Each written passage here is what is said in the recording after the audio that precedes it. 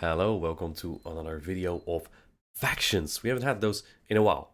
That's because the season recently ended. I didn't play much last cycle, and now I will be playing again. Probably alternating between a few roles. This time I'm playing the Open Great League specialist. There's a few restrictions to this though. As you can see here in the graph from Sylph, the Pokemon under the Golden Crown, you can only pick one of these for your team of 6. And with the Silver Crown, you can pick 2 of these for your line of 6. Now, there's a little bit changed. This is a little bit outdated. Nidoqueen now is a semi-restricted, and Noctowl is is very restricted, simply because of the Poison Fang nerf and the Wing Attack buff. On top of that, Pelipper is also 1 point now.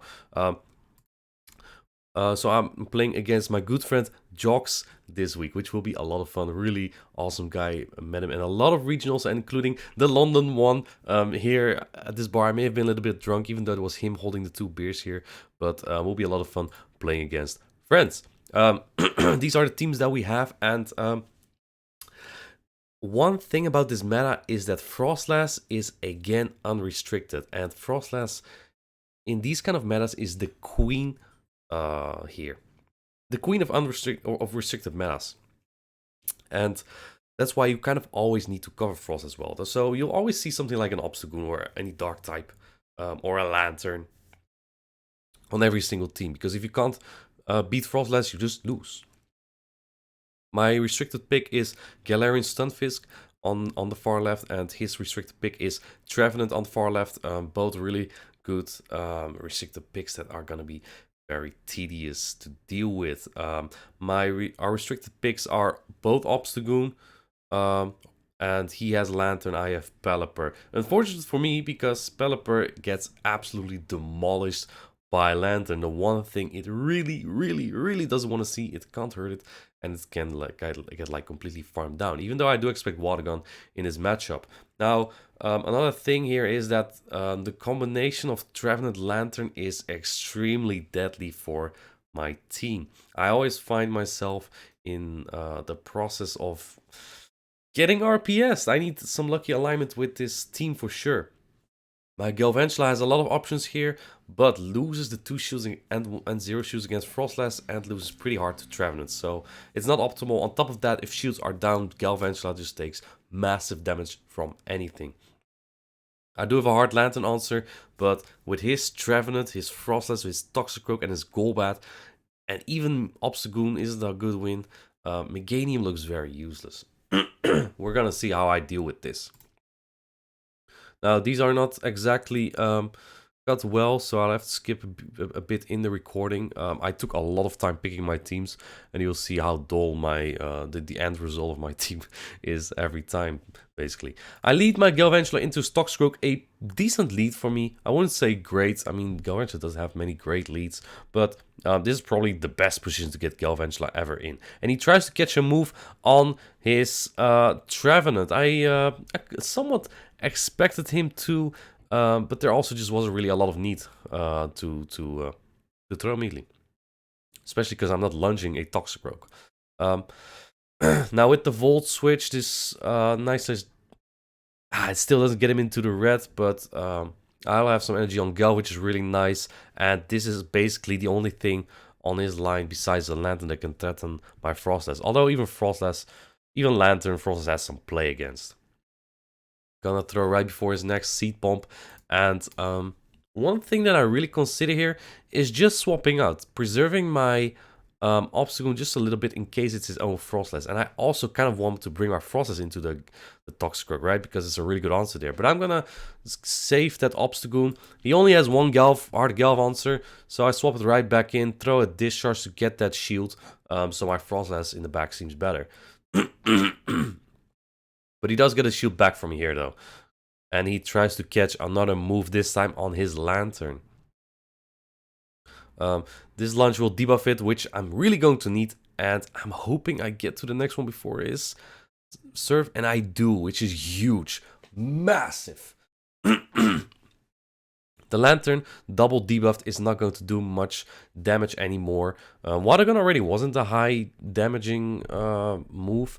Now it will do even less, and his charge move won't do as much as either. I'm even afraid this might not kill and he gets a farm down, but it does take it out, and now I can safely power snow down this lantern. I'll come out with a lot of energy for the Toxicroak that is barely at a mud bomb, and that should be very much game over. The surf doesn't do much, the water guns don't do much. I'm not in mud bomb range. This is very much good game.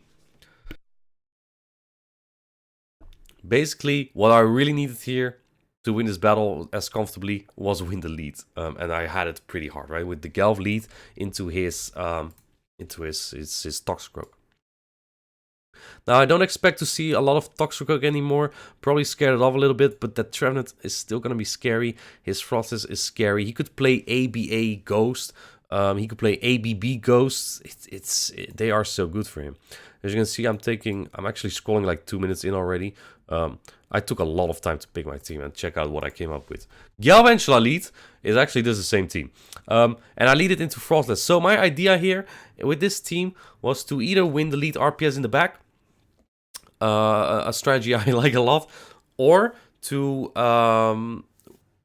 softly lose against Trevenant and farm it down with Frost to get energy there, or I lose the ones here, so I get 2 shields from Joqqs in that case if I succeed, and then I just get energy or a shield advantage on my own Frostless. Now I kind of predicted it as well, but this is okay because I can take it down with 1 Night Slash. Now I'll go into my Obstagoon. It is indeed that ABA Ghost. I did a little bit of practice with fellow teammate Toe Tactical and a good friend Pranav.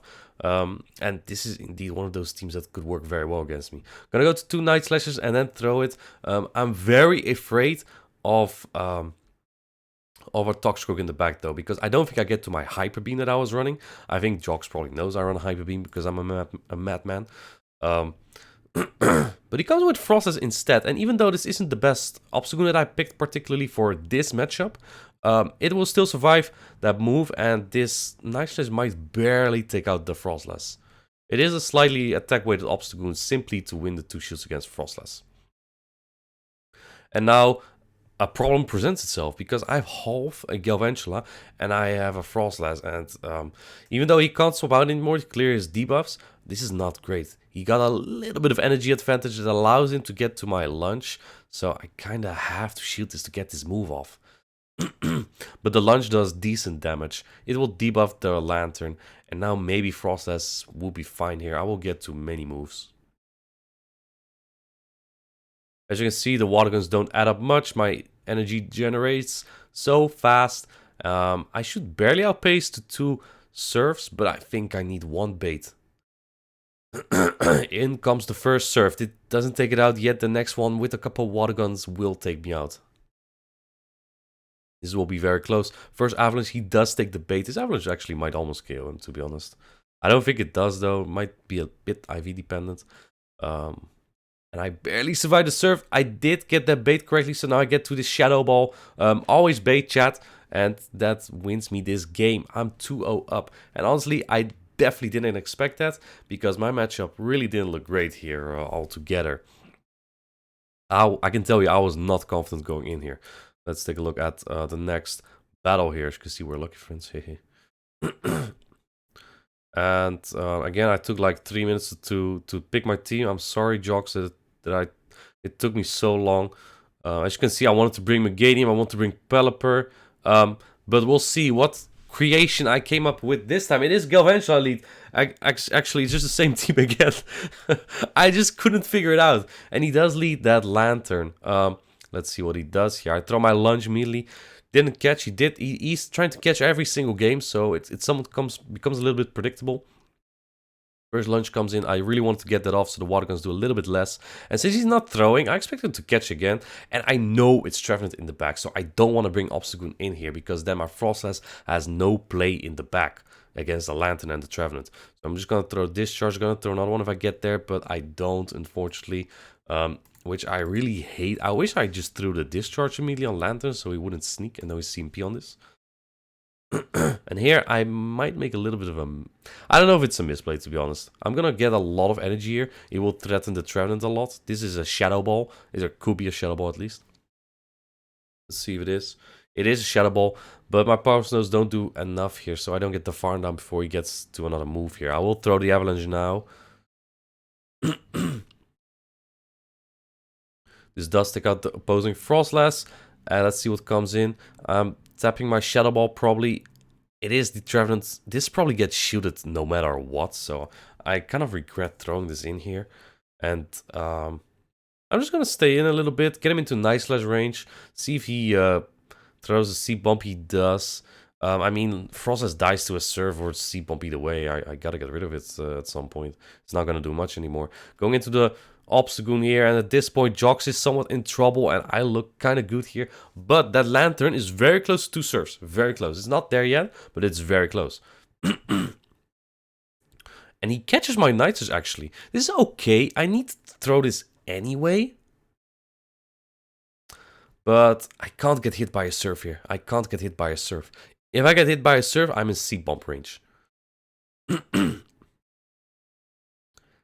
I actually do get hit by the Surf here, which is very unfortunate. I mean, if I throw my move here, he will either shield or no shield and get to 2 Seed Bumps one way or another. He just gets 2 moves one way or another.